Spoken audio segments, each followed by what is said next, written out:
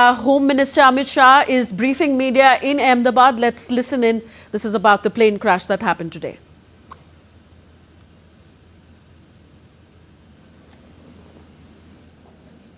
आज दोपहर को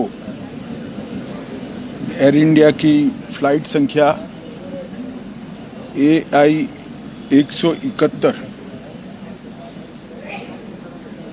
दुर्घटनाग्रस्त हुई और कई पैसेंजर इसके अंदर हताहत होने की संभावनाएं हैं। इस घटना से पूरा देश क्षुब्ध है और पूरा देश एक साथ पूर्ण संवेदनाओं के साथ ये जो दुर्भाग्यपूर्ण हादसे में पैसेंजर हताहत हुए हैं, इनके परिजनों के साथ खड़ा है। सबसे पहले मैं भारत सरकार, गुजरात सरकार, भारत सरकार के प्रधानमंत्री जी और गुजरात सरकार की ओर से भी जो लोग हताहत हुए हैं, इनके परिजनों के प्रति गहरी संवेदना व्यक्त करता हूं। 10 ही मिनटों में हादसे के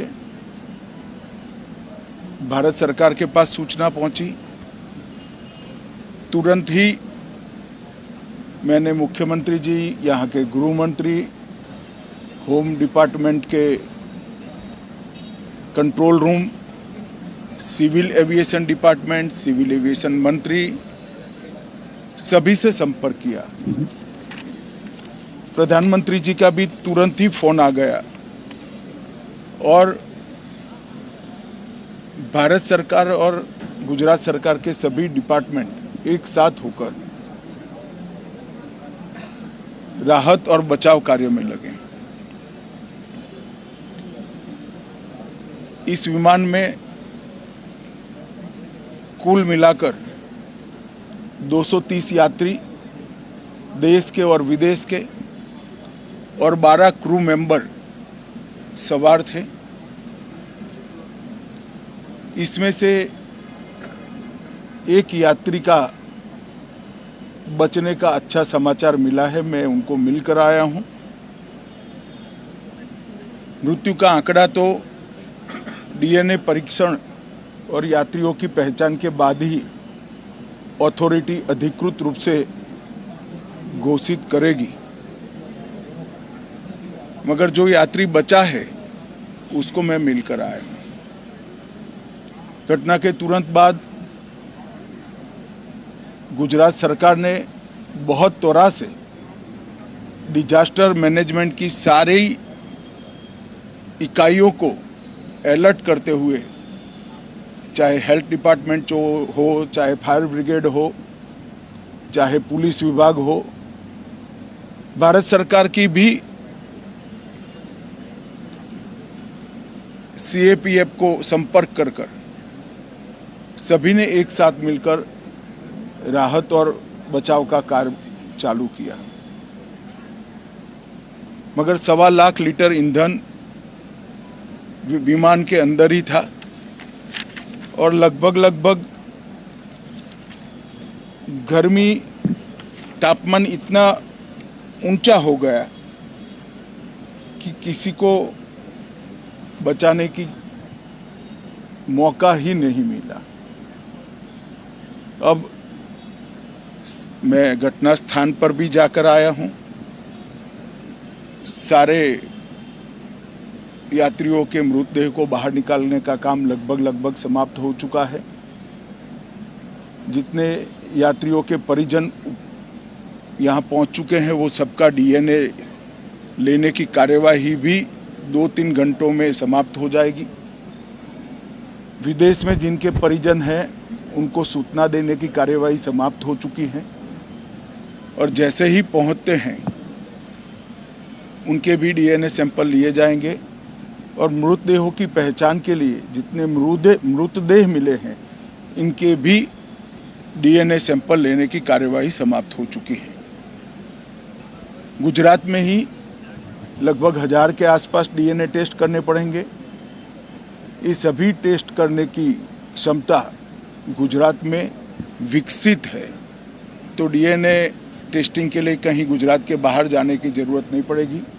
गुजरात की एफएसएल और नेशनल फॉरेंसिक साइंस यूनिवर्सिटी दोनों मिलकर कम से कम समय में डीएनए का परीक्षण पूरा करने के बाद परिवारजनों को अपना मृतदेह परिजन का मृतदेह सौंपने का काम करेंगे।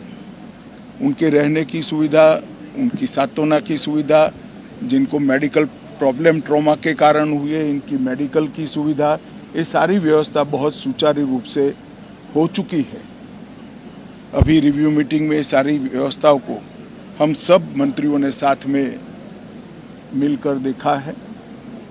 एविएशन डिपार्टमेंट ने अपनी जांच शुरू कर दी है और जांच तेजी से आगे बढ़े इसके लिए भी एविएशन मंत्री जी ने सूचनाएं दी है। मैं फिर से एक बार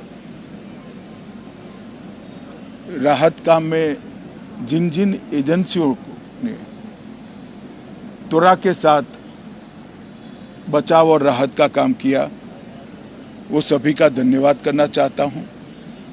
और फिर से एक बार जिन्होंने अपने परिजनों को गंवाया है, हताहत हुए हैं, वो सभी को मनपूर्वक संवेदनाएं व्यक्त करता हूं। मैं एक बार जरूर कहना चाहता हूं कि ये एक्सीडेंट है, एक्सीडेंट को कोई रोक नहीं सकता,